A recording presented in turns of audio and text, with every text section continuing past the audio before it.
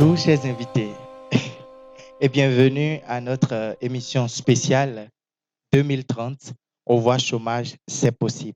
Et aujourd'hui, l'honneur nous a été accordé de modérer cette émission que j'appelle beaucoup plus un échange parce que nous allons recevoir vos avis, nous allons recevoir vos points de vue et également vous allez aussi entendre nos points de vue. Je ne serai pas seul, je serai avec Mademoiselle Peace Awandjinou. Mademoiselle Peace, bonjour. Bonjour, messieurs et madame. Comme vous l'avez vu, le cabinet L'aide Conseil est un cabinet d'écoute, d'orientation et de réorientation scolaire et professionnelle.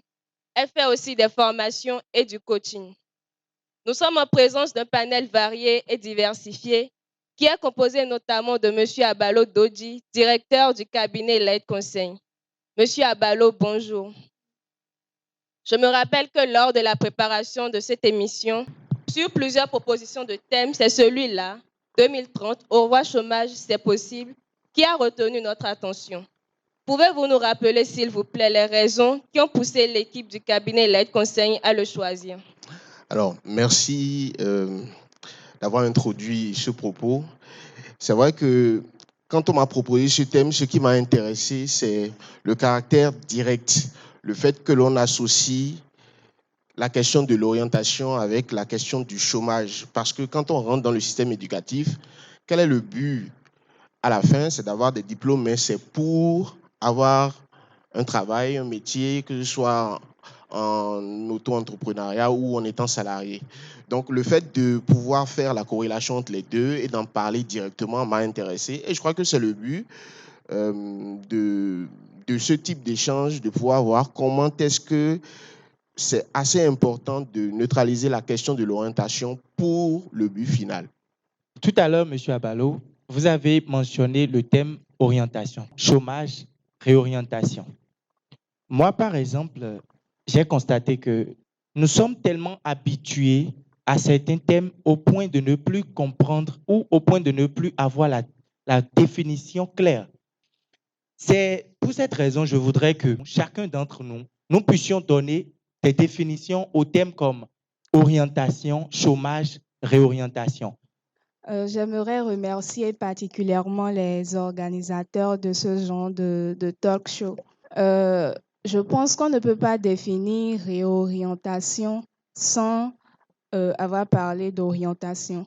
Oui. Selon moi, l'orientation, c'est une ligne qu'on a définie et qu'on s'est proposé de suivre en plusieurs étapes. Ouais. Mais dans la réorientation, c'est qu'au fil du temps, tu as remarqué que ça ne va pas le faire. Il y a peut-être des étapes que j'ai zappées Oui. où ça ne m'arrange plus. Oui. Donc, maintenant, tu vas te réorienter vers un autre domaine ou vers un autre secteur. Je commence par chômage. C'est vrai, je n'ai pas vu le dictionnaire, mais je pense que c'est avoir une compétence, c'est faire une formation. Puis après la formation, ne pas trouver ou exercer ce qu'on a appris. Là, on parle de chômage. Mais je ne sais pas si au Bénin, on parle de chômage. Je ne sais pas si ici, c'est le chômage, quoi. Bon, je m'en arrête là. Moi, ça m'intéresse. Est-ce qu'au Bénin, on parle de... Est-ce qu'au Bénin, il y a des chômeurs? À mon avis, il y a très peu de chômeurs au Bénin, mais il y a des gens qui refusent de travailler. Ça, c'est mon avis. C'est mon avis. J'espère que je n'ai choqué personne. Il y a des gens qui refusent de travailler et ils disent qu'ils sont en chômage. Merci. Pour aller dans le même sens que les autres, lorsque le mot orientation est sorti, moi, ça m'a amené dans ma classe de CE1, où on a appris très simplement que c'est chercher et retrouver les 4 points cardinaux. Donc, ça veut dire que les gens, ils doivent se chercher et trouver là où ils vont. Quand est-ce qu'on parle d'orientation? C'est là où, lorsqu'on se perd, beaucoup pensent aller quelque part, mais ils pensent aller à l'ouest, ils se retrouvent au nord. Parce qu'on ne leur a pas dit que c'est la direction qui mène à l'ouest.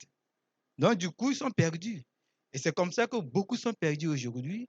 Et je pense que moi, je trouve que c'est vraiment intéressant. C'est un atout qu'il y a des gens qui pensent aider les gens à retrouver là où ils doivent se retrouver. par rapport à ce qu'ils ont. Et parlant du chômage, moi, je ne suis pas choqué parce que ça dépend de la compréhension qu'on a du chômage. Mais c'est vrai qu'on peut parler de chômage que lorsque on a quelque chose, mais on ne l'exerce pas. Et cela découle justement du fait qu'on a été mal orienté. Parce que peut-être que ce que tu peux faire, tu devrais faire. Moi, je connais quelqu'un qui a appris la couture pendant plus de 6 ans. Il n'a jamais réussi à coudre une chemise. Ce n'est pas son truc. Il n'était pas dans son élément. Donc, tu le vois, tu dis qu'il chôme. Pourquoi tu chômes? Tu as été mal orienté. Chômage, ni ena time kpere mais ekpron no emo wa ne we mama wa do no ezon eyin ni na ton eyin de simblo wa me let me no kpron no bo eno ni na eton wa no mo wa par exemple di me on di mi do o ekpron we makaka boro diplôme da ho eni o kan so ton wa eyin so ton wa bo ena do yin ko re me bo ka zali no dai donc orientation di we no élève wa yi eyin do je ezedo fide na ijenu kon bo mo do nu lo wa gbe ja be zi ale osin dora yo chômage so antin no kon ni a ena o mu azo de wa gbe ja bo e bi zi ale ni o tro lo ena yen de di o ikun nde bo bo nu ni ka yin don ton bo e de me kaka e mo wa donc o fi chômage no jen de one bo yi kaka mo nde blo a mlo a do e tunu wa e ka yin de yin don ton de nu na ton le o e se sin do e na arrivé donc on est mon chômage côté pour ouais.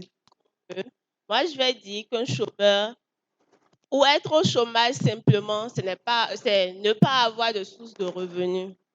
Si tu as une source de revenus, tu n'es pas au chômage en fait. Voilà. Bon, pour moi, l'orientation, c'est suivre une direction donnée. Une direction soit qu'on s'est donnée nous-mêmes ou que quelqu'un nous a donné. Maintenant, la réorientation, c'est après l'orientation. Lorsqu'on voit que la direction qu'on a suivie n'est pas bonne, il faut se réorienter et changer de direction. Maintenant, par rapport au chômage, bon, je vais définir le chômeur. Le chômeur, c'est celui qui a du temps, une énergie de travail, bon, une énergie à fournir, mais qui ne trouve pas un job ou un travail à faire. L'orientation, effectivement, c'est le fait d'emprunter un chemin, de choisir un chemin soi-même qu'on peut suivre pour atteindre son objectif, pour avoir gain de cause. Alors, la réorientation, c'est que déjà ce chemin a été emprunté, mais pour ne pas avoir gain de cause, il faut se faire réorienter, il faut se mettre encore au pas pour rebondir dans le bon sens. Alors, je dirais que cette question d'orientation, beaucoup font confusion à ce sujet. Je vais parler, par exemple, des bacheliers où après le baccalauréat, on dit il y a séance d'orientation à tel endroit où il faut courir pour y aller. Je me suis, je vais dire, je me suis renseigné déjà dans ce sens. Et c'est une grosse erreur que nous faisons parce que l'orientation se fait de façon générale. Ça ne se limite pas seulement à ce stade-là. Nous devons parler d'une séance d'information pour eux. Parce que quand on parle d'orientation, on ne peut pas dire que quelqu'un a le baccalauréat et qu'on va l'orienter au campus pour choisir une bonne filière, histoire de s'en sortir. Non, c'est une information que les candidats vont recevoir pour savoir que telle filière va m'amener à tel endroit et tout, ainsi de suite. Donc, c'est moi mon approche. Merci. Moi, je voudrais rebondir sur ce que monsieur avait dit tout à l'heure. Comment orienter peut-être quelqu'un qui va à l'ouest? Comment savoir qu'il va à l'ouest? Et peut-être que la personne était en train d'aller, il t'a rien dit. Comment tu peux l'orienter? Ou comment, parce que celui qui a décidé de faire la couture et pendant 6 ans, il est vraiment en train de chercher un moyen de sortie. Donc, il a décidé de vivre cette peine pendant 6 ans au moins. Maintenant, il se retrouve ne sachant pas faire. Alors, comment on peut orienter? Comment on peut orienter ces personnes-là? Parce qu'il était vraiment en train de chercher quand même un moyen de sortie. Monsieur? Bien, merci pour la question. Je pense que les gens doivent comprendre c'est une réalité. Je peux comparer le monde dans lequel nous sommes comme un océan. et notre vie comme un bateau là-dessus. C'est pourquoi on a créé la boussole. Ce n'est pas évident d'être dans un bateau et de retrouver la direction. Donc, on a besoin d'un instrument substantiel pour se retrouver et savoir là où on est. C'est pour ça qu'on a créé la boussole. Et on ne peut pas, moi j'ai des enfants, je sais comment ça fonctionne. On ne peut pas juste faire ce qu'on a vu l'autre faire sans trop réfléchir. Mais pourtant, c'est ce qui se fait souvent. Voilà, donc moi je considère l'être conseil, c'est comme une boussole. Il y a des gens avec qui on a besoin d'aller, des gens avec qui on a besoin de parler pour pouvoir faire les choix de la vie. Mais nous, souvent, on voit le voisin, là, elle a un atelier de couture, et puis le gars fait de l'argent, il dit, moi aussi je serai couturier. C'est ça qui amène les gens dans ces dérives-là. Oui, moi, je ne peux qu'abonder dans le sens de ce que chacun a dit, puisque c'est ce que l'AID Conseil fait. L'objectif de l'orientation, comme chacun l'a dit, c'est trouver la direction. Donc, c'est le meilleur chemin qui nous amène vers l'objectif.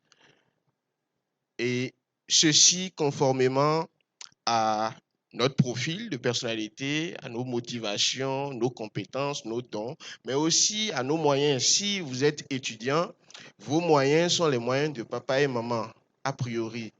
Et quand il n'y a pas compréhension entre vous et papa et maman, ils ne pourront pas alimenter le rêve là.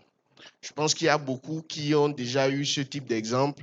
Ils ont voulu faire quelque chose, les parents n'étaient pas d'accord, donc on a fait autre chose. Et je pense que nous intervenons en tant que médiateurs parce que papa et maman refusent. Pourquoi? Est-ce que consciemment, alors que je veille sur toi depuis des années, je vais t'envoyer quelque part où je dis que ça là, c'est pas bon? Bon, mais moi, c'est ce que je sais, ça. En tant que parent, ce n'est que ce que je sais. Toi, tu dis que tu veux faire, bon, donnez-moi l'exemple d'une formation, la couture. Tu dis que tu veux faire la couture. Et regardez un peu ce qui se passe au travers des yeux des parents. Moi, je t'ai mis à l'université pour que tu ailles faire la couture. J'ai payé des centaines de mille pour que tu aies un master. Maintenant, tu veux faire couture. Qu'est-ce qui ne va pas? Mais peut-être que le jeune est en train de dire, moi, j'aime bien habiller les autres. J'aime bien faire ce type de travail. J'aime voir des personnes élégamment habillées. Ce n'est pas juste monter sur la machine et coudre. Il faut dessiner. Il faut avoir de la créativité. Et papa, maman, regardez, le président, il s'habille bien. C'est forcément des gens qui ont cousu ça. Oui. Il y a des grandes personnes, des célébrités que vous aimez. C'est forcément des gens qui ont cousu ça. Mais c'est parce que dans le regard, ils voient celui qui est dans l'avant là et qui, entre griffes, se cherche. Il dit, je ne veux pas. Je ne veux pas que tu deviennes comme ça. Donc, parfois, ça se retrouve dans le regard que nous portons sur les métiers qu'il y a autour de nous, que ce soit de l'artisanat, que ce soit dans les métiers techniques. Et notre rôle, c'est d'informer, c'est de dépoussiérer un peu cette compréhension-là, de la mettre au goût du jour et de dire, bon, il y a couture, il y a stylisme, il y a informaticien, il y a Oui. programmeur, Oui. il y a mécanicien et il y a mécanicien. Parce que tu vois dans une vent avec de l'huile partout, des ordures, des mouches qui volent, quelque part on ne peut pas s'asseoir. C'est pas ce que je veux pour toi. Mais ma fille, tu veux être mécanicien, mécanicienne, je ne sais pas si on dit mécanicienne. Donc avec ton grand garage auto, des Venza, des Highlander, des Maserati, des Ford qui viennent, et tu sais faire la détection des pannes avec les scanners. Oui, avec ta blouse de mécanicienne, ça c'est mécanicien. Tu as 500, 600 000 par mois. On va dire qu'elle a voulu être mécanicienne. Bon, gloire à Dieu.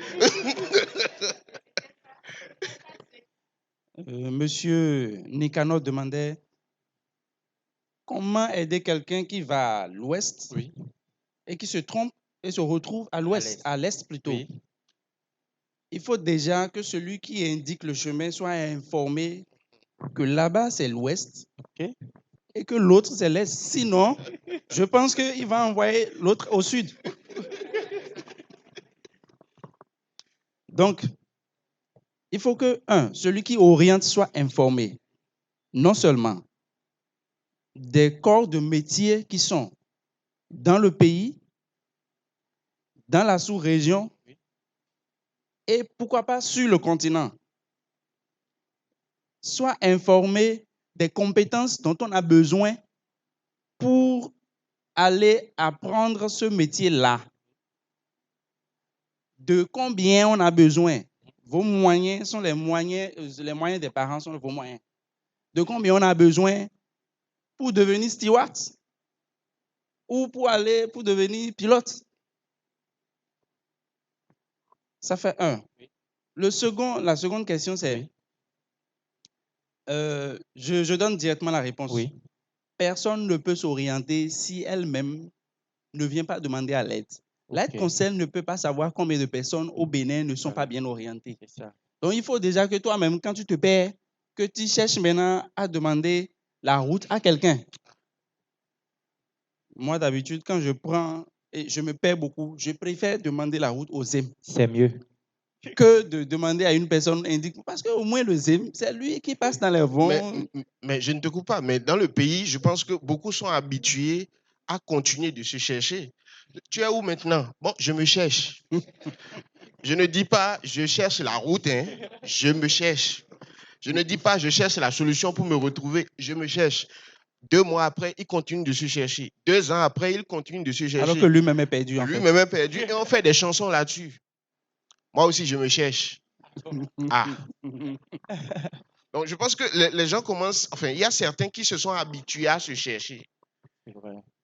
On ne peut pas s'habituer à être perdu et à trouver que c'est normal. Bon, je t'ai arraché la parole, je te redonne. Non, c'est bon.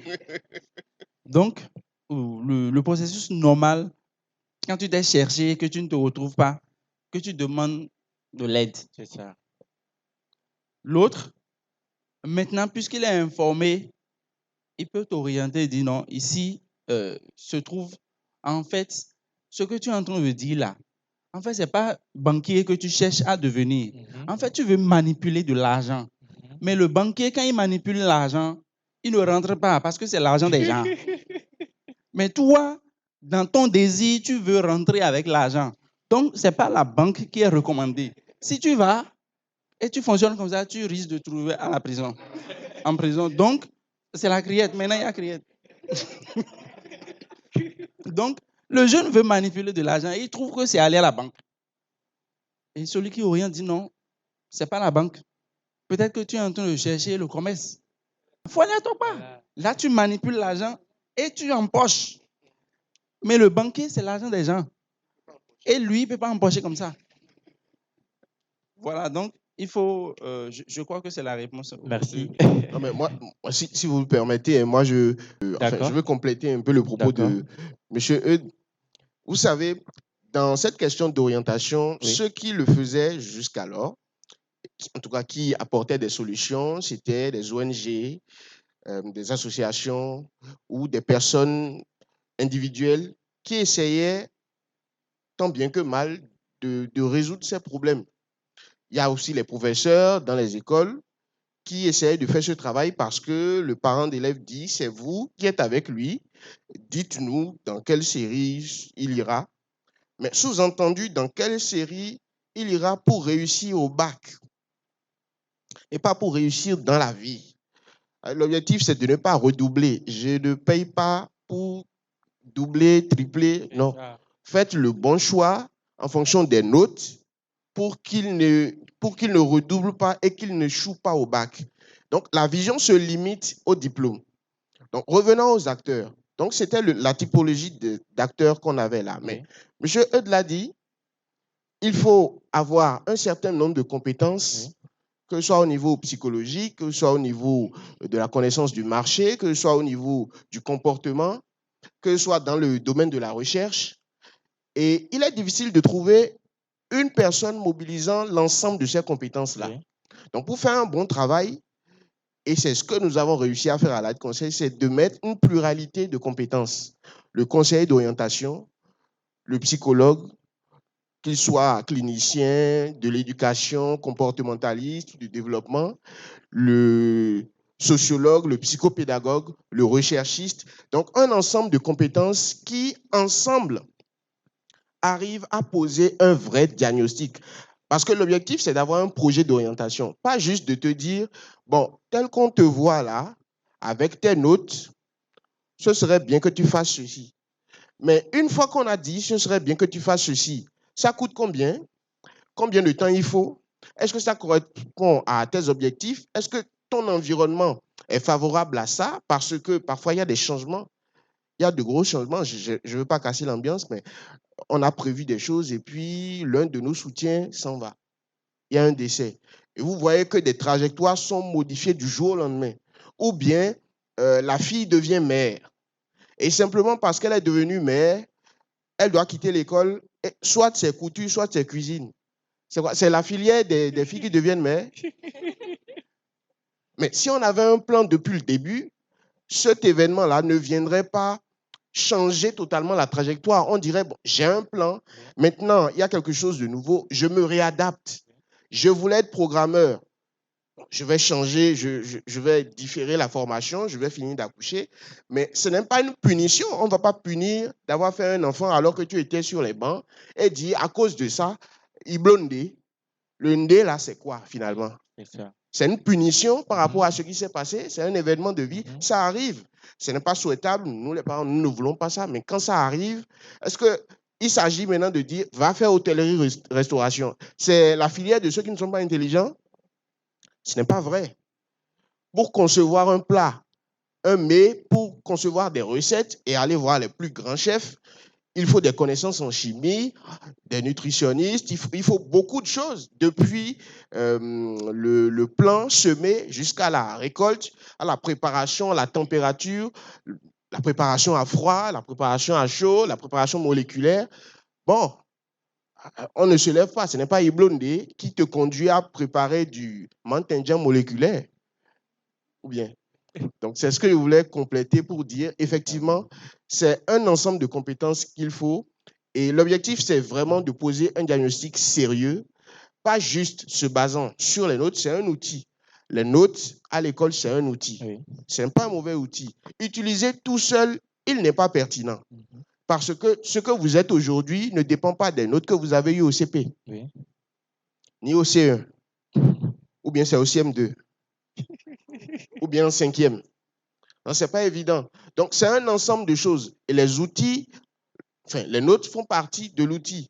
Mais tout seul, ce n'est pas pertinent. Moi, je voudrais revenir sur M. Romuald. Tout à l'heure, M. Abalo a mentionné le fait qu'à l'école, il y a une forme d'orientation.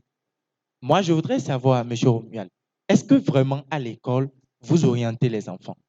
Et si oui, de quelle manière? Merci pour la question. Je vous en prie. Et c'est vrai que je parle beaucoup avec les parents, mais moi, j'explique aux parents que ce que l'enfant a comme notes ne révèle pas ce qu'il peut devenir demain. Parce que les notes... Merci beaucoup. Parce qu'il y a des parents, la plupart du temps, qui veulent se réaliser dans les enfants. Et parce que lui n'a pas réussi à devenir docteur, il veut que le petit devienne docteur. Alors que j'explique aux parents qu'un enfant, il y a au moins 7 types d'intelligence. En fin d'année, moi, je n'ai pas de classement. Parce que l'enfant qui est premier n'a rien de spécial par rapport à l'enfant qui est dernier. Wow. Et même, je fais des récompenses en chaque fin de mois et c'est basé sur la progression et non sur ce que tu as comme point. Je donne un exemple. Un enfant a 3 de moyenne ce mois, l'autre a 8 de moyenne. Le mois qui va suivre, si celui qui a 8 de moyenne a 7 de moyenne et que celui qui a 3 a 4 de moyenne, celui qui a 4 sera récompensé.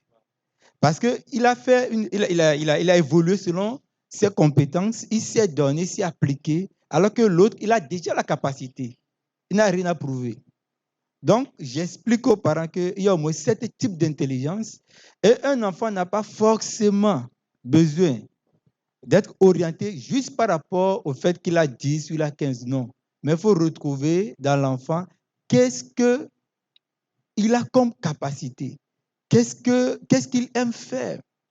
Il va finir avec un verset biblique.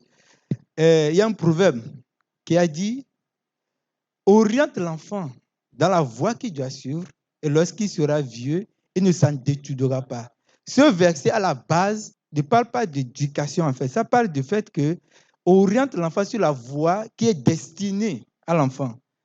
Ce à quoi il est destiné, c'est réussir à le mettre sur ce chemin. C'est ça qui est demandé. Donc, lorsque je vois mon enfant, depuis le bas âge, moi j'ai des enfants, je sais déjà ce qu'ils vont devenir en les regardant fonctionner. Donc, qu'est-ce que je sais que mon enfant a comme capacité? C'est là où je l'oriente. L'école, comme l'a dit M. Abalo, Oui. c'est un outil. C'est un outil. Mais ce n'est pas sur ça qu'on se base pour orienter forcément. Non.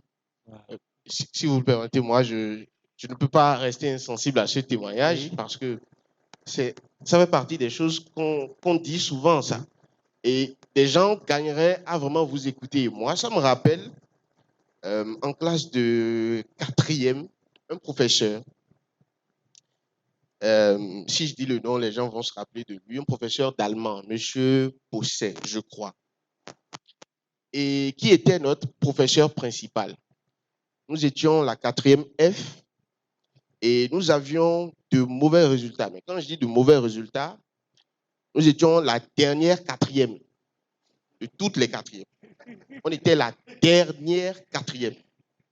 Alors, ce monsieur, bon, évidemment, les choses ont changé aujourd'hui, mais a renversé la vapeur avec 2 méthodes.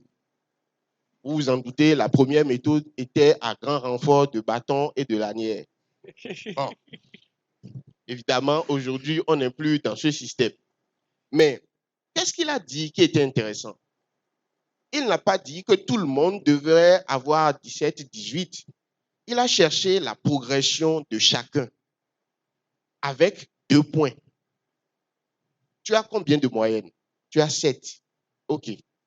Tout le monde fait une progression de 2 points. Ça veut donc dire que toutes les notes que tu auras prochainement doivent être supérieures ou égales à 9.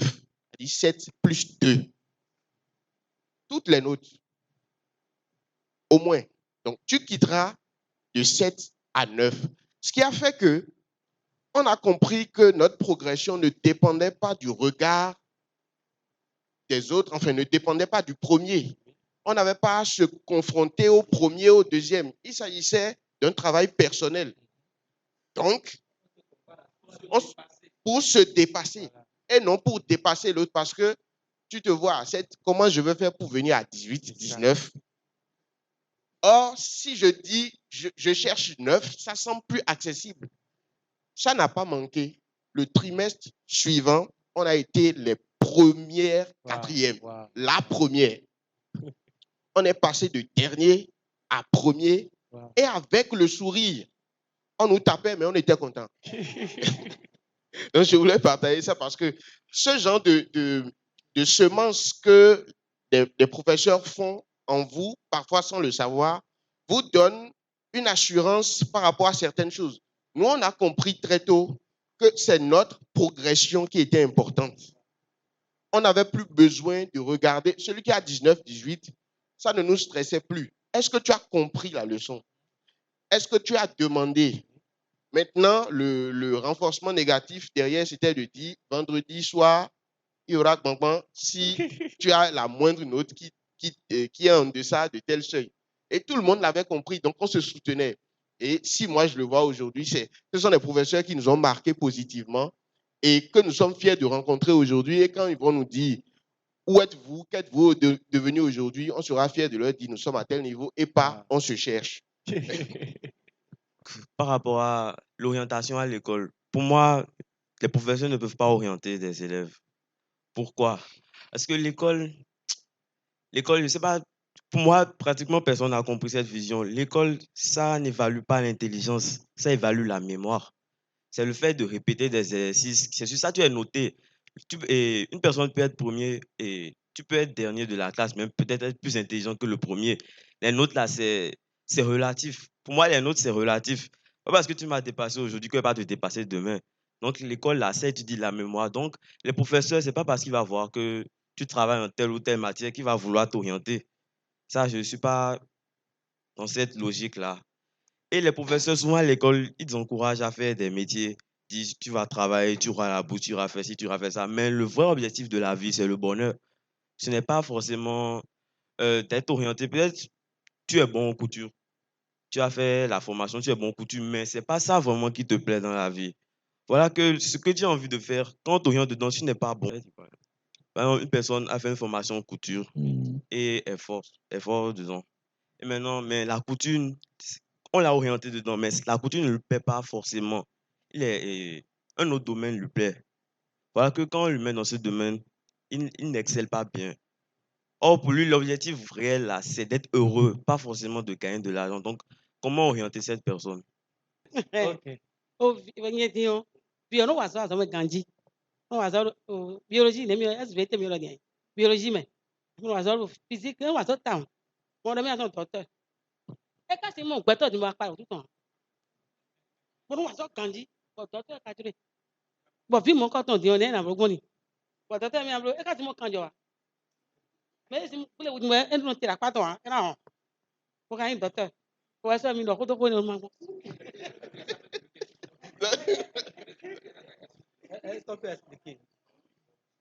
Elle vient de dire que un élève qui travaille très bien en SVT, physique et qui anglais et qui dit qu'il veut être docteur, mais qui n'arrive pas à rester devant quelqu'un qui a une plaie, qui n'arrive pas à avoir du sang.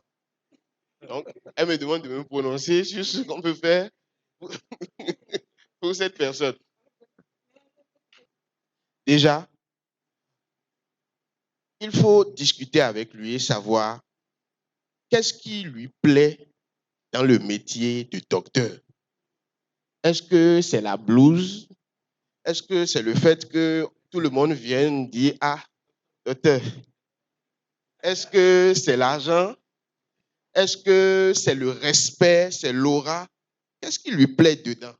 Parce qu'il y a docteur qui a un cabinet à la Haye Vive, il y a docteur de Banikwara. C'est même docteur. Est-ce que c'est le confort qu'il recherche? Et quand un docteur nous voit. Bon, quand je suis... il y a différentes branches dans la médecine. Pédiatrie, gériatrie, gynécologie, ophtalmologie, et ainsi de suite. ORL, tu es docteur.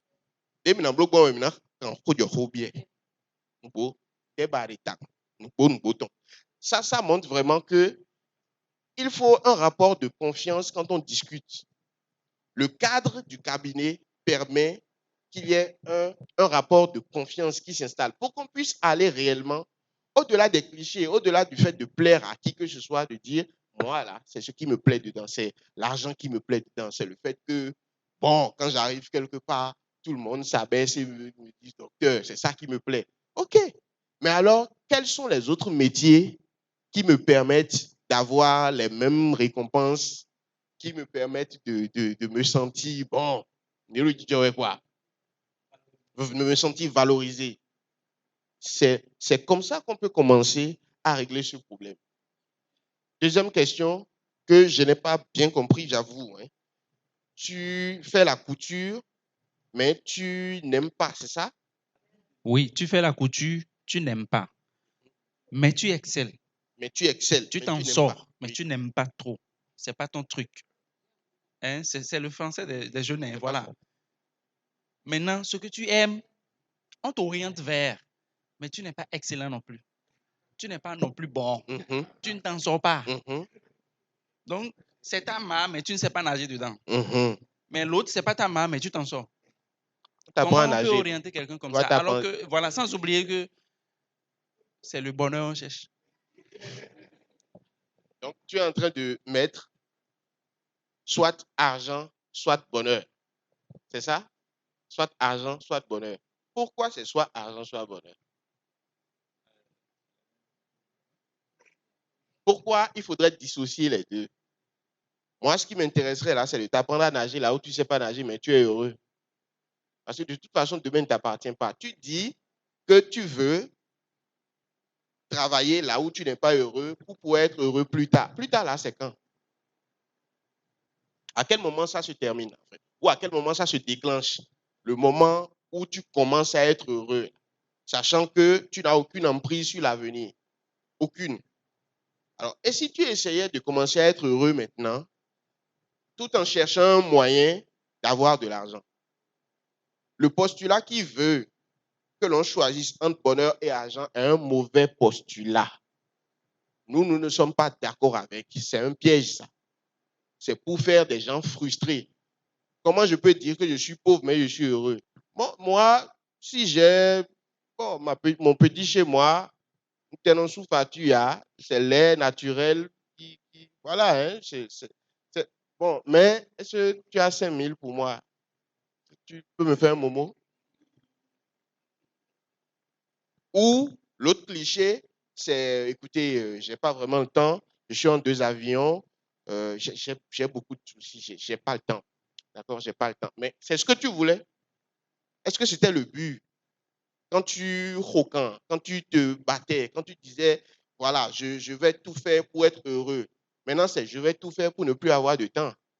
Je vais tout faire pour ne plus être présent à la maison. Je vais tout faire pour dire que sans moi, l'entreprise ou le travail là ne peut pas fonctionner. Le ministère va s'écrouler quand je vais rester à la maison. C'est ça? Il faut être face à soi-même et décider, en fait. Et nous, notre but, c'est de recentrer sur l'essentiel. Le monde va continuer de tourner si vous n'êtes pas là. Personne n'est indispensable. Donc, se réfugier dans un métier en pensant que c'est seulement là qu'on va s'épanouir, c'est une erreur. Kendo. Merci beaucoup.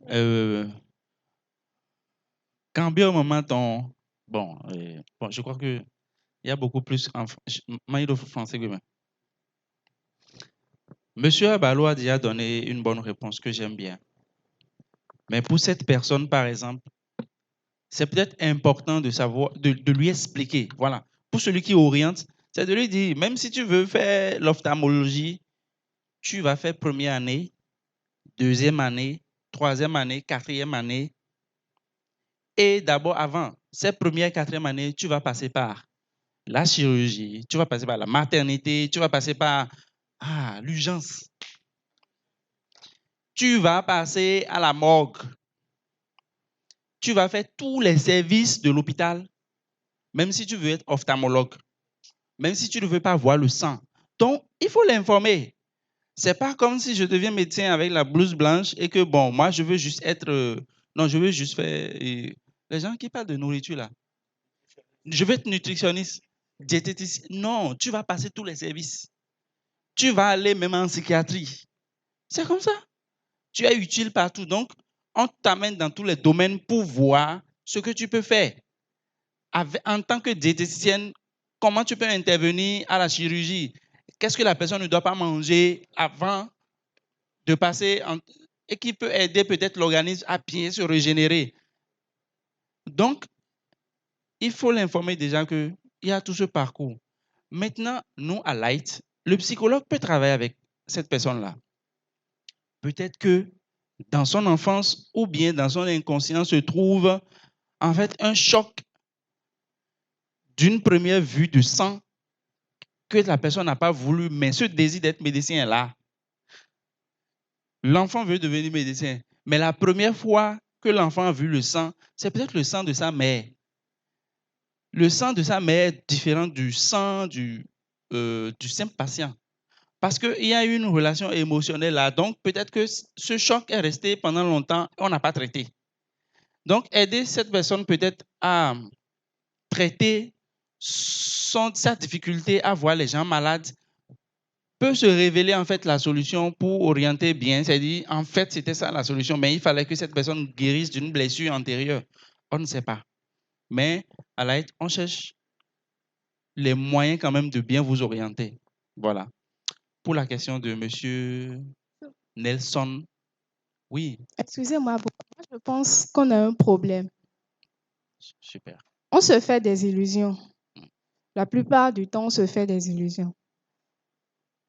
Par rapport au problème de moment, elle a dit que l'enfant travaille en SVT, en physique. Donc, pour lui, il peut être bon en tout. Donc, pour lui, il peut être bon en tout. Déjà, cet enfant a un problème, il ne sait pas exactement ce qu'il veut. Si c'est comme ça, on va toujours se perdre. Parce que d'abord, il faut que je sache ce que je veux avant qu'on m'oriente. Si je ne sais pas, comment est-ce qu'on va m'orienter? Je suis d'accord et merci beaucoup. Moi, personnellement, j'applaudis cette réponse. J'applaudis cette réponse parce que c'est un problème, en fait, des gens qui ont une bonne mémoire. Pour bien dire ce que Nelson a dit, qui ont une bonne mémoire. Pas qui sont intelligents nécessairement, mais qui ont une bonne mémoire, une bonne capacité de rendre ce qui a été appris. Ils pensent qu'ils sont bons en tout et qu'ils peuvent tout faire. Donc, du coup, ils n'arrivent pas à s'orienter. Moi, j'ai un ami à moi, un bon médecin, un très bon médecin qui a bien fait, en major de promotion, mais à la fin, il ne sait pas quelle spécialité choisir. Parce que quand on s'est vu, je lui ai dit, mais tu peux faire la chirurgie? Oui, si je fais la chirurgie, je vais bien m'en sortir, je serai le meilleur. Tu peux faire la psychiatrie? Je serai encore meilleur. Mais choisis quelque chose. Et puis le gars ne sait pas quoi choisir. Il peut être bon partout, et c'est vrai, il en a les compétences, mais comment choisir? Et c'est pour ça que Laït est là, en fait. Parce qu'il y a au fond de lui, il y a intrinsèquement quelque chose avec lequel il est venu. C'est là que je peux dire, aller dans le sens de monsieur qui disait, l'enfant est venu avec quelque chose dans la destinée, quelque chose qui s'est fait, quelque chose dans lequel quand on le met, il ne fait pas d'effort, mais ça sort brillamment. Donc c'est ça, on cherche, on touche du doigt, on lui dit, va. J'ai compris ce que vous avez dit et justement, c'est pour ça que l'aide conseil est là. Maintenant, combien de personnes dans ce Bénin peuvent se prendre un psychologue? Je pense que tout le monde peut se prendre un psychologue. Et personnellement, je crois que je discute avec M. Abalo. Personnellement, ça fait partie des projets. En fait, on n'est pas informé de ce à quoi c'est un psychologue au Bénin. Ce n'est pas notre débat maintenant, mais je pense que c'est de la même manière que Light Conseil est en train de communiquer, de montrer ce qu'il peut apporter à la population. Il faut aussi des émissions pour que les psychologues viennent dire exactement ce à quoi ils servent, ce qu'ils peuvent faire, ce qu'ils peuvent donner comme aide. Et peut-être ensemble dire, bon, nous allons baisser au Bénin ici, nous allons baisser les prix de consultation, nous allons les mettre à tel, que ça soit accessible à tout le monde. Donc ça, c'est un autre problème. Merci. Donc, moi, je voudrais bien qu'on revienne sur ce sujet parce que j'ai une autre question ici. Il faut qu'on aborde, c'est quelque chose. Monsieur Abalo, oui, ma question irait pour vous. Pourquoi avez-vous décidé d'être avec des psychologues, des recherchistes, des conseillers en orientation, conseillers en emploi, juste pour la question de l'orientation? Bon, ça rejoint un peu ce qu'on avait dit au départ. Oui. La question de l'importance de la question. Nous sommes Bénin, petit pays, riche de par ses ressources humaines. Alors, est-ce que c'est trop en faire que de consacrer le temps et de l'attention à la formation, à l'orientation de ces ressources humaines, sachant que c'est eux qui feront fonctionner le pays? Non. Ce que vous avez dit tout à l'heure, moi, ça, je veux partager avec vous une réflexion. Quand on dit que le jeune ne sait pas ce qu'il veut faire et que c'est un problème, pourquoi est-ce qu'il ne sait pas ce qu'il veut faire? Je suis rentré dans un système éducatif qui m'a expliqué qu'il faut aller au cours. Je n'ai pas besoin d'exprimer un besoin particulier. Ce qu'on doit m'enseigner, c'est là. Je viens, on me donne, on m'évalue comme on doit m'évaluer et je passe de classe en classe. Et il s'agit de matière théorique. Et subitement, À un moment donné, on me dit, qu'est-ce que tu veux devenir? Mais je n'ai pas de modèle, parce que la plupart des modèles que j'ai, on m'a dit que soit ça n'a pas été clair la façon dont ils se sont enrichis, soit ils ont dealé des substances particulières, ou ils ont vendu quelqu'un ou quelque chose, je ne sais pas. Ou ils ont pris des potions. Bon, voilà, par exemple. Donc, je n'ai pas de modèle clair auquel m'identifier. Mieux, pendant tout mon cursus, je n'ai pas pu discuter avec des professionnels pour comprendre ce que c'est qu'un métier, n'importe lequel. Dieu sait qu'on a des vendeuses dans les écoles primaires, secondaires, il y a des vendeuses, mais à aucun moment, il y a une seule vendeuse qui est venue expliquer comment est-ce qu'elle fait son activité. Comment est-ce qu'elle va acheter le riz, à combien, quand est-ce qu'elle se lève, comment est-ce qu'elle arrive à tenir tous les jours pour que nous venions acheter notre riz 100 francs, poisson 50, plus œufs et macaroni. Personne ne sait.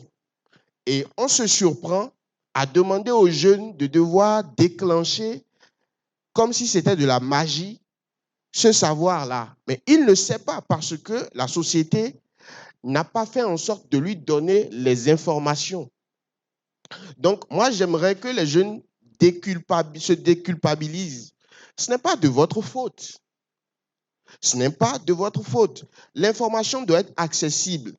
Je veux devenir banquier, mais je ne sais pas ce que c'est que le travail de banque, que ce soit en front office ou en back office. Donc, vous voyez comment les questions de description de métier sont si abstraites.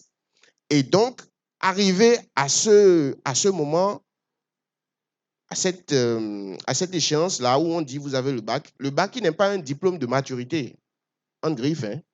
Le bac n'est pas un diplôme de maturité. Mais on veut que là, vous déclenchiez une maturité pour dire ce que vous voulez, alors que c'est maintenant qu'on vient de vous poser la question. Donc, non. Et on est là pour dire non. Cette charge ne doit pas peser que sur vous. Cette charge ne doit pas peser que sur les parents. Je crois que dans la loi de 2003 sur l'orientation, il est écrit noir sur blanc que la responsabilité de l'orientation est à la charge de la famille et de l'élève s'il est majeur. Donc, ce n'est même pas la responsabilité de l'État. Hein. Donc, tout ce qui est journée d'orientation, enfin, journée d'information qui est faite, c'est parce qu'on a un État qui s'occupe, qui comprend l'importance de ça. Mais ça revient à chacun. Et c'est pour ça que ce n'est pas subitement qu'il faut commencer à se poser des questions par rapport à l'orientation.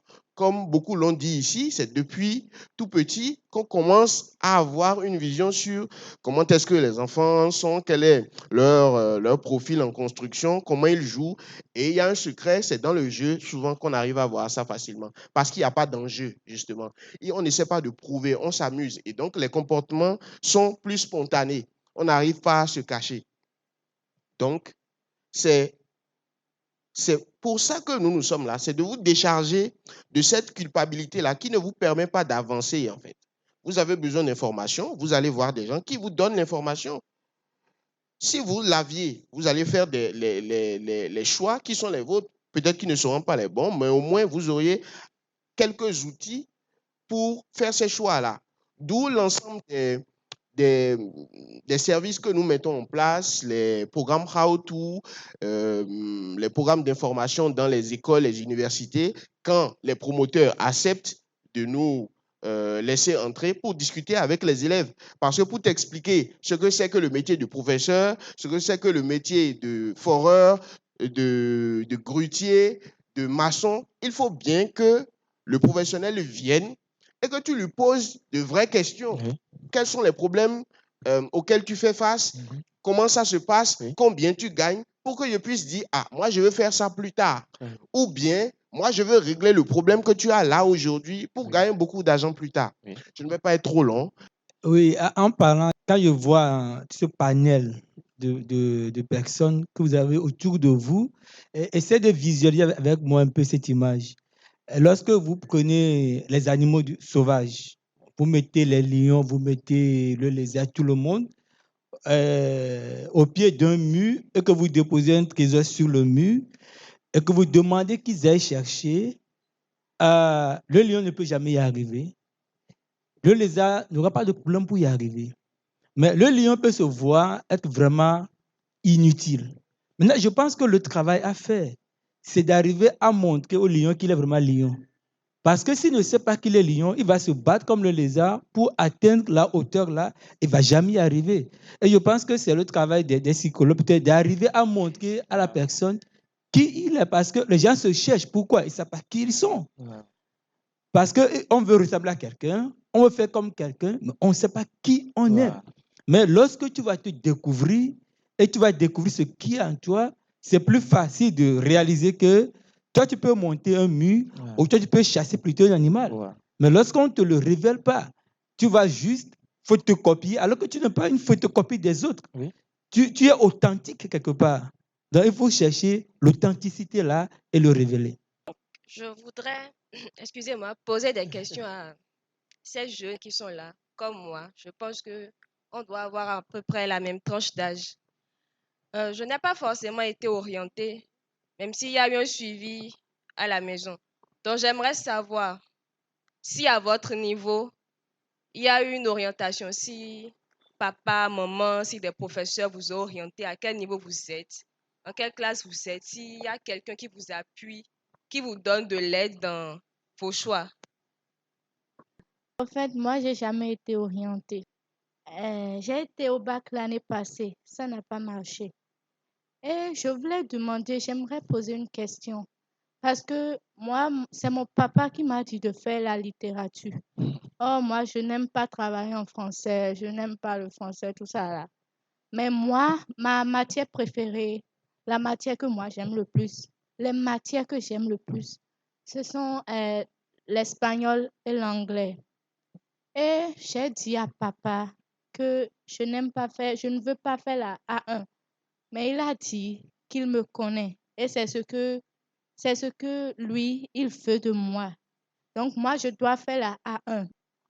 Et tu penses avoir besoin d'une orientation? Oui, oui. Tu aimerais Parce en que avoir? là où je suis actuellement, je ne sais même pas quelle série je vais faire. Je ne sais D'accord. pas. Ok. Oui. Moi, je n'ai jamais été orienté dans mon parcours scolaire, mais je crois que ça a beaucoup de conséquences sur moi parce que jusqu'à ce niveau, je ne me suis jamais demandé qu'est-ce que je vais faire dans l'avenir. Or, je crois que si j'avais été orienté en ce moment, je peux déjà deviner ce que je pourrais faire dans l'avenir. Donc, je n'ai jamais été orienté. Donc, tu aimerais bien être orienté Oui, pour savoir quelle direction prendre. oui. Nelson? Bon, pour moi aussi, je n'ai jamais été orienté. Mhm. J'essaye de me débrouiller par moi-même. Je sais que je vais commettre des... Oui, avec Internet, je fais des Voilà. recherches, j'essaie de me débrouiller moi-même. Je sais que je vais faire des erreurs, mais c'est pas grave. C'est en faisant Ok. des erreurs qu'on apprend. Donc, D'accord. voilà. Moi, je voulais étudier les maths physiques, mais à la rentrée en troisième, j'ai vu qu'on m'avait classé en modèle long en littérature. Donc, je voulais changer de série. J'ai parlé de ça avec mon papa. Mon papa et maman, ils ont dit non, tu ne sais pas pourquoi ils t'ont classé en ML, vaut mieux rester là, on ne sait jamais. Donc, j'ai fait la troisième ML, seconde, première, terminale. Juste là, je ne savais pas concrètement ce que je voulais faire. Je ne savais du tout pas, mais je travaillais quand même bien en classe.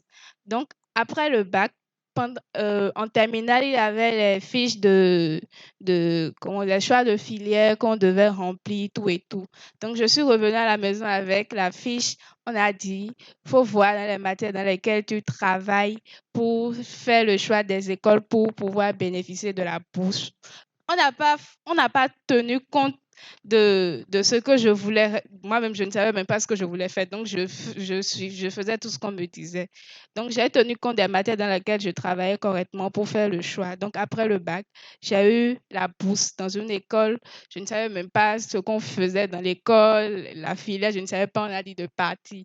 Donc, c'est ça que je fais maintenant. Je vais à l'école, je ne sais même pas ce que je fais. Donc, il fut un temps, j'ai commencé par m'intéresser à l'art, à la culture, au spectacle.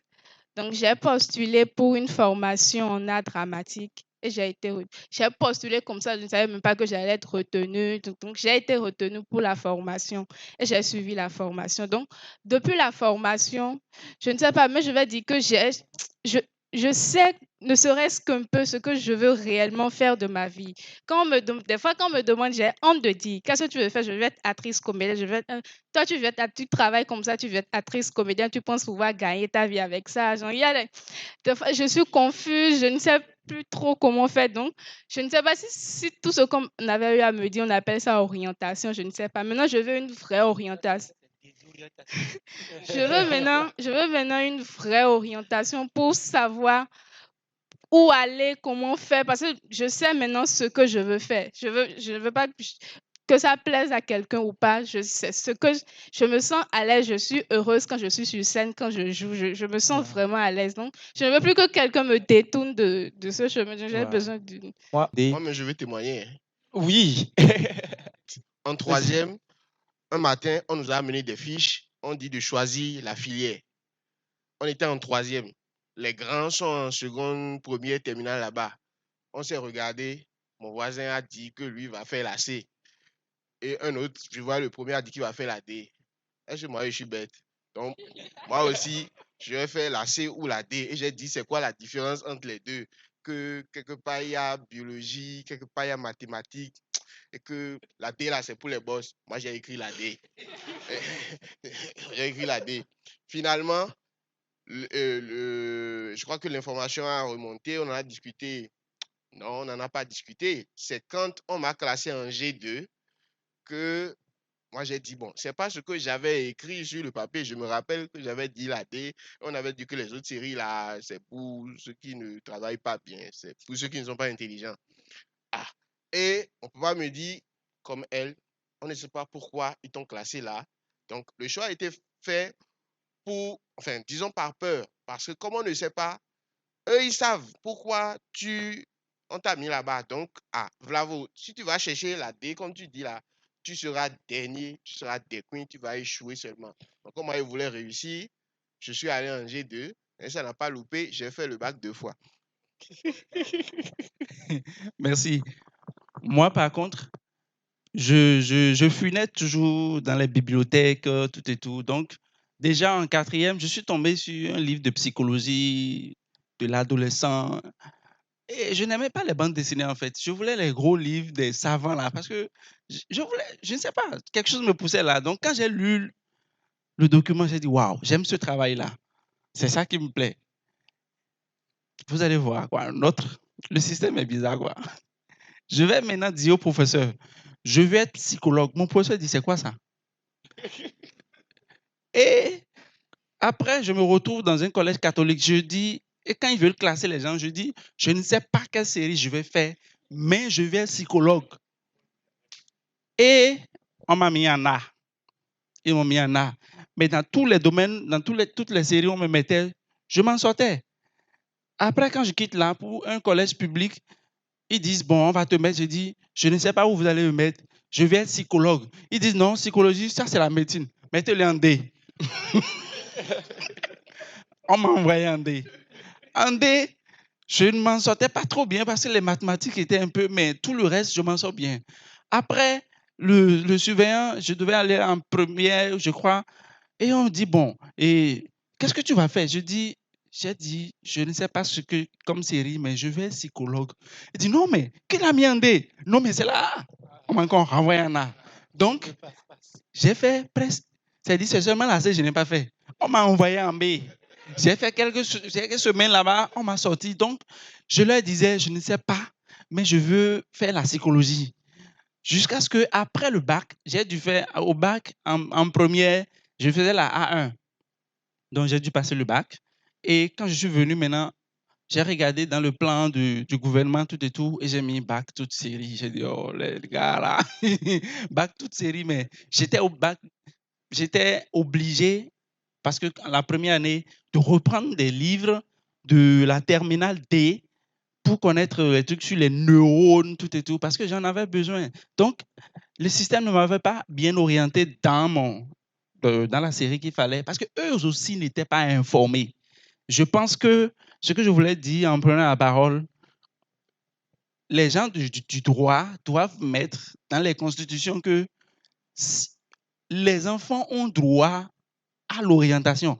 C'est dit, quand tu ne donnes pas, quand j'écoute le jeune homme, c'est dans la loi.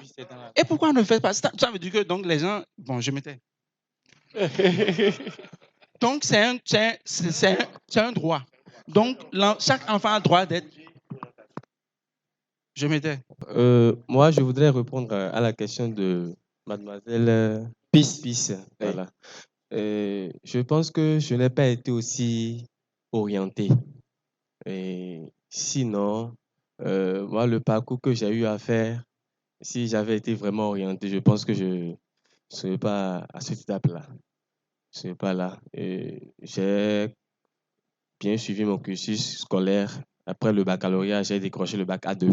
Après le baccalauréat, j'ai commencé l'université où je m'étais inscrit à la FADESP. J'ai fait la science politique. J'ai fait la première année, j'ai commencé la deuxième année, j'ai abandonné. Je me suis lancé maintenant dans les jobs. Je suis lancé dans les jobs parce que, vous savez, si j'avais été orienté, je pense que quand même, même si c'était à cause du financement, je n'ai pas pu finir l'université. Je crois que quelqu'un allait m'orienter sur un droit chemin que je vais mener pour être à bon port aujourd'hui. Après ça, j'ai fait des petits jobs j'ai même fait une formation en truc là, d'auxiliaire de pharmacie où j'y ai travaillé pendant 3 ans. 3 ans. Et pourtant, j'ai encore abandonné. Actuellement, je suis dans l'enseignement. J'ai même ouvert une boutique. Et si j'avais été orienté, je précise toujours, je pense que la boutique serait toujours ouverte. Je l'ai fermée. Je l'ai fermée parce que, bon, j'ai eu à discuter déjà avec l'AID Conseil qui m'a déjà touché du doigt les parties qui ont fait que j'ai failli. Donc, je pense qu'effectivement, c'est important, très important, que les parents puissent trouver le bon chemin pour que les enfants soient informés, soient orientés vers euh, ce qu'ils doivent faire pour s'en sortir. Voilà, merci. Oh, kore nyando orientation si ko ndagbe we do na tek mo na gbon fi bi do me gege tin we yo jai gbon mo ko ton le me bo de ma orienté ro ni na bro do gbe ton me a e jai gbe to ka o je o ro back o ro 3 ans l'université be ka o tun le blogbe ja dimula leko wa blo kutu ne di le wa blo gun gudo e we ndagbe ni e me wa ton de e me ko mo to ko kwede lo mi bi de mi ka content de o pè du ka bo do back mi na se we ma me àmọ́ fi mi na juro ro me we nu mi no e no orienté me le bo ino fi le bo ino ze azoro ko nle mo bra do na ta so ti ko woni ni gbon fi bi e ya hoso igbe un e je fi le we be di do bo ina mo ten wa dagbe ni fi le ti do o han me keke ja ira yi me ho gege tin bo ye o gun ale nu bo e wa dagbe ni ye ya gbe gbe de lo cho en lo le ko imo mi da yo na chi le gbe di an e ha yen me le fi o e nde ba nde e we mblo o e gbe di on e na gbon fo mi wule. Moi, j'aimerais poser une question. Souvent, mes amis me demandent, Happy, qu'est-ce que tu aimerais devenir? Genre, j'ai beaucoup d'amis, mais je réponds souvent, j'aimerais devenir juge. Et pour certaines personnes, je réponds avocate. Pour certaines personnes, je réponds, je vais devenir cuisinière. Et puis, je ne sais même pas ce que je dis. Parce que là où je suis, même la série que je vais faire là, je ne sais même pas quelle série je vais faire. Et avoir le bac et tout ça. Parce que toutes les séries me paraissent difficiles. Et quand il y a une fille là, elle s'appelle Marie-Rose, elle m'a une fois demandé rapide. Le jour là, je suis restée là pendant 2 heures. Elle était venue chez moi, quoi. Et j'ai dit, ouais, quand on est cambia min ko don wedo. Nous n'avons pas tourné na yon. Et dit, juge le fine, avocat le fine. Il y a pas les buts na yon. Mais depuis ce jour-là, je n'arrêtais pas de me demander, rapide, toi-même, dis-toi, qu'est-ce que tu veux devenir? Jusqu'à présent, je ne sais pas. Parce que pour mon papa, voyons, juge à Djaï. C'est pour ça que tu dois faire la A1. Mais jusqu'à présent, quand j'étais petite, maman me demandait, ma fille, qu'est-ce que tu aimerais devenir? Je disais, présidente.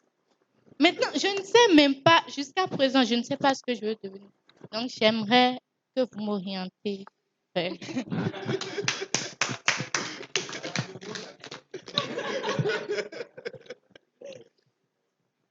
Je ne pourrais pas rester là maintenant et déterminer entre juge, cuisinière et présidente ce que vous allez choisir ici parce que ça va sûrement évoluer. Et il y a quelque chose qui m'intéresse dans la situation dans laquelle vous êtes maintenant, c'est qu'à votre niveau, vous percevez l'avenir en fonction de la difficulté des matières. Donc, c'est ça qui vous limite. En fonction de la difficulté de telle ou telle matière, je m'inflige telle ou telle série, ou je fuis telle ou telle série. Et c'est ça le problème. C'est le métier on cherche ou l'activité on cherche et ensuite on cherche la série. Et même si c'est difficile, on sait pourquoi on est en train de faire ça.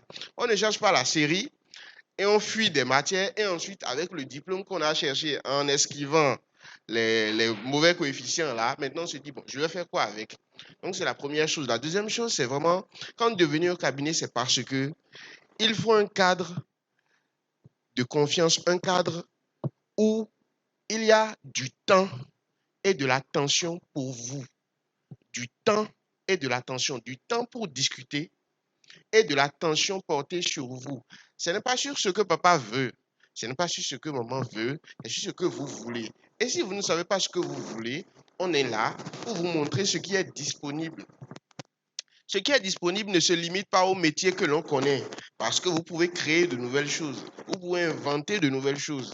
Donc, il faut qu'on soit conscient de ça et que vous soyez consciente aussi de ça, que ce que vous savez aujourd'hui, vous le savez d'accord, mais il reste encore beaucoup d'autres choses. Donc, c'est de vous ouvrir la porte pour aller explorer différents métiers, différents secteurs en fonction de ce qu'on aurait perçu en vous. Ça peut prendre du temps. L'orientation, c'est un processus, ça peut prendre du temps. Ce n'est pas en une séance qu'on détermine ça. Parce que le conseiller va travailler, le psychologue va travailler, le sociologue peut travailler, le recherchiste, le conseiller en emploi peut travailler. C'est lui, chacun d'eux pourra dire, ah, mademoiselle, vous voulez ceci, mais voici ce qui est disponible. Voici comment on fait. Est-ce que c'est vraiment ça que vous voulez? Et dans les oui, non, bon, je vais réfléchir, je vais demander, je vais poser la question, ça peut prendre du temps. Il faut être prêt à ça. Vous ne pouvez pas aller sur quelque chose qui est important et dire que ça va se faire en un claquement de doigts. Ça, là, je dois le répéter. Les gens pensent que le processus d'orientation doit se faire très rapidement parce qu'ils n'ont pas le temps. Ils ont le temps d'échouer. Ils ont le temps de chômer sérieusement. En moyenne, 5 ans après l'obtention du dernier diplôme. Ils ont le temps de préparer ça. Ils ont le temps de préparer leur frustration future. En étant dans leur canapé ici, ils ont les moyens de s'en payer un et de mal parler des politiciens dans leur salon. Parce que c'est supposé être de leur faute. Mais il faut faire un décret pour obliger les gens à être heureux avant qu'ils ne soient heureux. Il faut signer une loi pour obliger les gens à faire les bons choix pour eux-mêmes. C'est la responsabilité de chacun. Mais quand c'est difficile pour moi, je ne suis pas obligé d'être là tout seul devant la difficulté. Je peux demander de l'aide. Je ne suis pas obligé de faire face tout seul à la difficulté. Je peux ouvrir ma bouche et dire, ça, pour d'autres, c'est facile, mais pour moi, c'est un peu plus difficile. J'ai besoin, alors j'ai besoin qu'on m'aide. C'est pour ça qu'on est là. D'accord? Donc, passez au cabinet et on voit. Ça peut prendre plus ou moins de temps selon ce que vous voulez, mais au moins vous aurez des gens qui sont là pour vous, pour votre intérêt et qui vont vous aider à répondre à des questions claires. Qui suis-je? Qu'est-ce que je veux faire plus tard? Comment je vais faire? Qui sont ceux qui me soutiennent? De quoi ai-je besoin? Une fois que vous avez les solutions là, je pense que vous serez plus apaisé. Non? Moi, j'ai une question, mais monsieur le directeur, est-ce que dans votre collège, vous pouvez autoriser, je demande, c'est une demande, est-ce que vous pouvez autoriser qu'on négocie avec un policier qui vienne expliquer aux enfants le métier de policier? Après, on va négocier avec un juge qui viendra voir les enfants et dit, pour devenir juge, voilà. Et voilà ce à quoi on est confronté. Et pour négocier avec le président un jour, mettre les enfants dans le bus, leur montrer la présidence. Parce que ça se fait ailleurs. et jamais au Bénin. Je n'ai pas dit ça, hein. Moi, je pense, moi, je pense que c'est important quand même de faire ça parce que moi, par exemple, mon témoignage, voilà. Moi, j'ai eu la chance quand même. Papa m'a pas dit ce qu'il faut faire. Maman ne m'a pas dit ce qu'il faut faire. Tu choisis ce que tu as à faire. Ce qui est sûr, si c'est de l'argent quand même, on va chercher l'argent pour toi, en fait. Mais j'ai choisi. Moi, après, j'ai fait une école bilingue. Après, je voulais faire du journalisme. J'ai fait mes 3 ans quand même. Mais après les 3 ans, je me rends compte en fait que je vois les gens à la télé, mais ce n'est pas ce que je veux. Ce que je veux du journalisme, en fait, n'est pas au Bénin.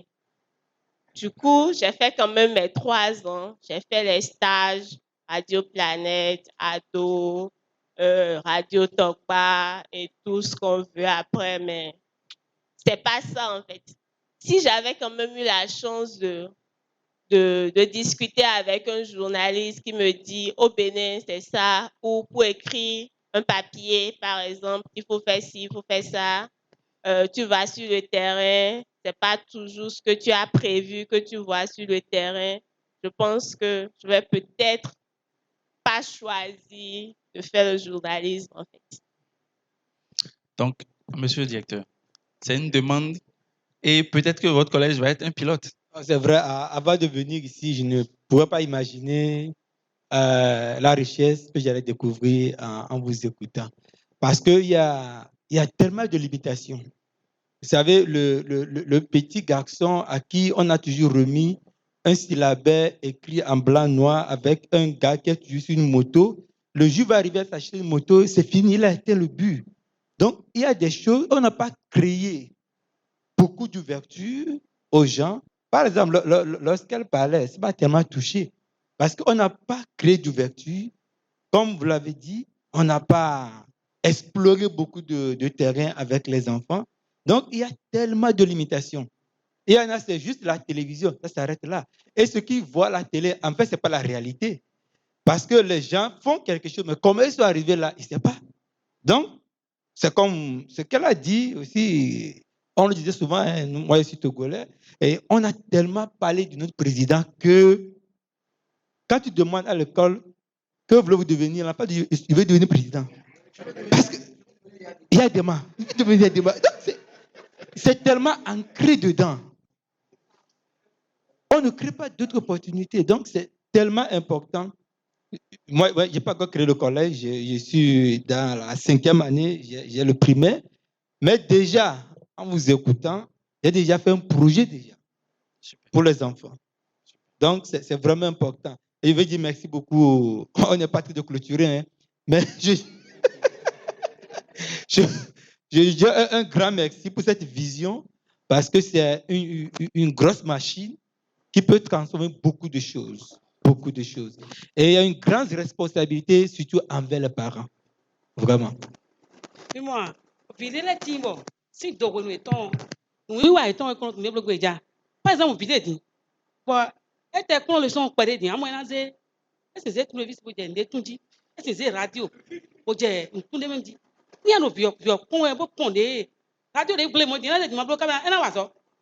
Alors si toi pour le timbre, bleu, les différents, courant les dénata, il y a confiance en moi, mais on, par exemple, Victor, Vinon, à mon dieu, bien là, dit, nous allons aller là, des élèves.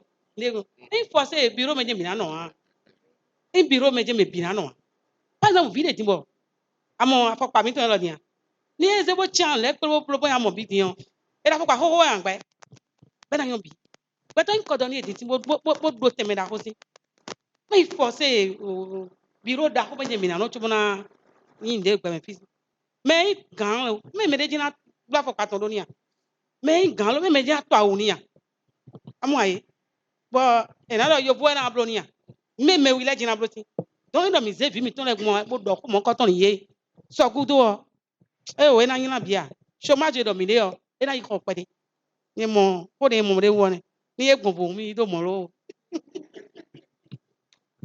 Tout ce qu'on vient de dire m'amène sur un autre sujet. À quel moment et vers quel âge on peut déjà commencer par orienter un enfant ou un individu? Dès la petite enfance. à partir de 6 ans, même à la maternelle, déjà, on peut observer. Mais on ne décide pas on ne décide pas la place de l'enfant parce que dans sa petite enfance, il peut construire des puzzles d'immeubles, tout, sans pour autant nécessairement avoir la capacité d'être maçon. Mais peut-être que c'est un architecte. Donc, si on n'attend pas que les choses se dessinent et qu'on mette dans l'espace de l'enfant les outils, les jeux, les images pour augmenter, en fait, pour la créativité et mieux saisir, en fait, l'orientation, c'est-à-dire le profilage, ce qui est intrinsèque à l'enfant, si on n'arrive pas à le mettre dans un espace où on voit que quand il est avec des enfants qui jouent au football, il préfère rester dessiner les footballeurs que d'aller jouer. Alors que s'il est seul dans sa chambre avec ses puzzles, il est en train de construire un immeuble. C'est une association déjà qui dit son nom. Que lui, il veut dessiner les choses, il veut mieux, c'est-à-dire, il voit dans la globalité, il voit une vue spatiale des choses. Comment est-ce que vous pouvez voir ça? Donc, ce n'est pas quand l'enfant est en terminale et qu'il a fait beaucoup d'étapes qu'il a vu que son environnement n'était même pas intéressé par ce qu'il savait faire, qu'il a commencé par s'adapter à ce que le monde recherche et que ses amis ont commencé. Donc, le suivisme commence maintenant. Donc, à ce moment-là, il s'est déjà détourné de ce qu'il savait mieux faire. Donc, terminale, c'est trop tard.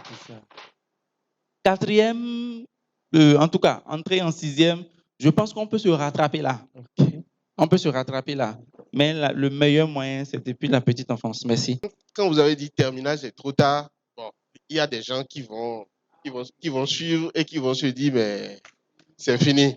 Non, ce n'est pas trop tard. C'est pour dire, ça aurait été mieux de commencer plus tôt. Mais c'est rattrapable. C'est tellement rattrapable que quand on a encore la licence, c'est rattrapable. C'est rattrapable. Même après la licence, c'est rattrapable. Oh, OK. Je vais aller sur une autre question. Et ça, c'est pour le cabinet. Comment pensez-vous remédier au chômage d'ici 2030? Comment pensez-vous remédier au chômage? Alors, moi, je ne vais pas faire un long développement par rapport à ça. Nous sommes en 2021. Imaginez que tous ceux qui sont allés à l'examen cette année aient leur projet d'orientation. Et c'est quoi? Le projet permet de dire, voici le ou les domaines dans lesquels j'ai des aptitudes, dans lesquels je peux m'épanouir plus facilement. Voici les informations concernant les domaines qui m'intéressent. Voici mon profil de personnalité, mes traits principaux de personnalité. Voici les moyens qu'il me faut par rapport à chaque voie, parce que ce n'est pas du églement court, c'est cette voie ou rien. C'est un ensemble d'actions, ce sont des actions massives. Donc, imaginez donc que chaque individu qui est passé à l'examen, enfin, qui a un diplôme, ait son projet d'orientation. Maintenant, vous laissez cela, vous allez sur tous ceux qui sont dans les classes intermédiaires. Imaginez donc que tous ceux-là aient leur projet d'orientation clairement défini. Ça veut donc dire que, en tant que tonton, un jeune vient me voir en disant, tonton, je veux faire ceci. Je peux faire ceci, ceci et ceci, mais je veux faire ceci. Voici ce qu'il me faut. Je serai plus enclin à l'aider, à y aller, que quelqu'un qui vient me dire, tonton, je ne sais pas quoi faire, bon, faut m'aider, le pays, ça ne va pas, il faut me placer quelque part. Vous voyez un peu la nuance? Donc, le simple fait d'avoir ce document qui a un droit, c'est écrit dans la loi 2003, je crois que je l'ai lu hier, le projet d'orientation. Chacun doit l'avoir. Et quand vous l'avez, vous ne perdez plus du temps. Vous n'acceptez plus le chômage. Aujourd'hui, dans notre pays, les gens ont accepté qu'il y a un temps pour tout le monde pour chômer. Pourquoi? Parce qu'on a communiqué suffisamment et que dans la plupart des pays d'Afrique, il y a du chômage. Donc, on l'accepte. Mais quand on le vit, c'est différent. Pourquoi faudrait-il chômer? Pourquoi est-ce qu'il faut faire 5 ans en moyenne, 6 ans, 7 ans, parfois 10 ans de recherche avant de trouver sur son premier travail stable? Pourquoi? Donc, il faut en finir. Quand vous avez votre projet d'orientation, vous ne faites plus ça parce que vous avez commencé tôt. Donc, il n'y a plus du chômage. 2030, ne plus avoir un seul chômeur dans notre petit pays, là, le Bénin, c'est possible. Simplement en travaillant sur le côté informationnel, sur le côté temps, sur le côté attention à porter à chacun. Vous n'avez pas l'obligation de vous occuper des millions de Béninois que nous sommes. Si chacun s'occupe de son prochain, ça suffit. Wow. De son prochain, ça suffit. Est-ce que tu as ton projet d'orientation? Est-ce que tu as un plan? Est-ce que tu as un plan? Ne me dis pas que tu te cherches. Ne me dis pas que tu cherches du boulot. Ça fait 2 ans que tu cherches. Oui. Ça fait 3 ans que tu cherches. Ça fait 5 ans que tu es en train de chercher. Mais tu ne t'es jamais posé pour dire, je fais un bilan de compétences, pour savoir où est-ce que j'en suis. Tu as déposé des CV, tu n'as jamais eu de réponse. Mais ça ne t'intéresse pas de savoir pourquoi tu n'as pas eu de réponse. Et quand il y a des formations, et je le dis, nous organisons une formation la semaine prochaine, normalement on devait avoir une ruée, mais vous voyez des jeunes qui vous disent, je n'avais pas prévu ça, je devais sortir, bon, ok. Mais ça se paye parce que les entreprises, à part Light Conseil, parce que nous on l'a fait, on le fait depuis, quand ils vous reçoivent en entretien, ils n'ont pas le temps de débriefer avec vous pour vous dire ce qui s'est mal passé. Comment est-ce que votre CV n'a pas retenu leur attention? Qu'est-ce que vous avez fait pendant l'entretien qui montre que vous ne pouvez pas travailler avec eux? Ils ne vous le disent pas. Vous rentrez chez vous parce qu'on vous a servi la formule. L'on vous rappellera si votre dossier est retenu. Mais vous, là, on ne vous rappelle jamais. Et ça ne vous interpelle pas. Donc, c'est faire en sorte de régler ce problème et c'est possible. Nous sommes un tout petit pays avec une population assez résiliente. On a tellement de potentialités. Il y a beaucoup de potentialités dans notre pays. C'est la confiance qui manque. Nous ne sommes pas d'accord avec ce qui est en train de se passer et il ne s'agit pas juste de ne pas être d'accord, c'est d'agir conformément à ce que nous voulons voir. Et en 2030, voir l'ensemble de notre population heureuse, épanouie, avec des gens, des jeunes gens qui font ce qu'ils ont envie de faire et qui apportent de la valeur parce qu'ils le font de façon excellente, c'est possible. Et on agit là-dessus. Et nous agissons de façon à ce que même les gens qui étaient passifs avant nous voient agir et nous accompagnent. Les chefs d'entreprise, les chefs d'établissement, les papas, les mamans viennent et disent oui, ça là que vous dites, nous aussi, on veut ça, on vous soutient et on ira ensemble. Merci.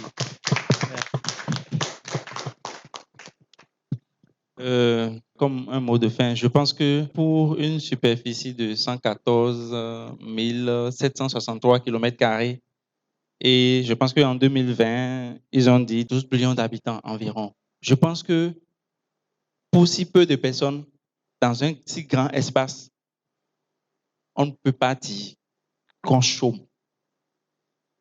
Je pense, comme l'a dit monsieur Abalo, en 2030, si on commence à partir de maintenant, chaque bachelier a un projet d'orientation, chaque élève, depuis la 4e, a un projet d'orientation et un projet professionnel bien défini, 2030, pas de chômage. Je suis formel. Je vais compléter en disant qu'il ne faut pas forcément chercher en fait avec nos diplômes. Je vais peut-être dire qu'il faut aller sur nos compétences, qu'on sait faire, ce qu'on a apporté de main et agir sur ça.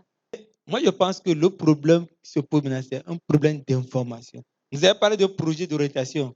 Même ce mot-là, les gens ne l'ont jamais entendu. Donc, vous avez une grande responsabilité, c'est de communiquer aux masses. Et si la communication atteint ces 12 millions, ou bien 80%, c'est là où on peut rêver quelque chose en 2030. Je suis d'accord avec la communication. Par exemple, le film que vous avez passé, le premier film, moi, je l'ai vu, mais pas dans ce contexte. C'était lors d'une interview. J'interviewais Madame Sandra, elle m'a fait voir le film. Donc, si ce n'était pas à cause d'elle, moi, je n'avais jamais entendu parler avec les films, les campagnes de sensibilisation aussi passent vite. Et il faut chercher à faire voir ça au plus grand nombre de publics possible. Donc, moi, je peux me proposer, je suis disponible pour vous accompagner lors des tournages et tout.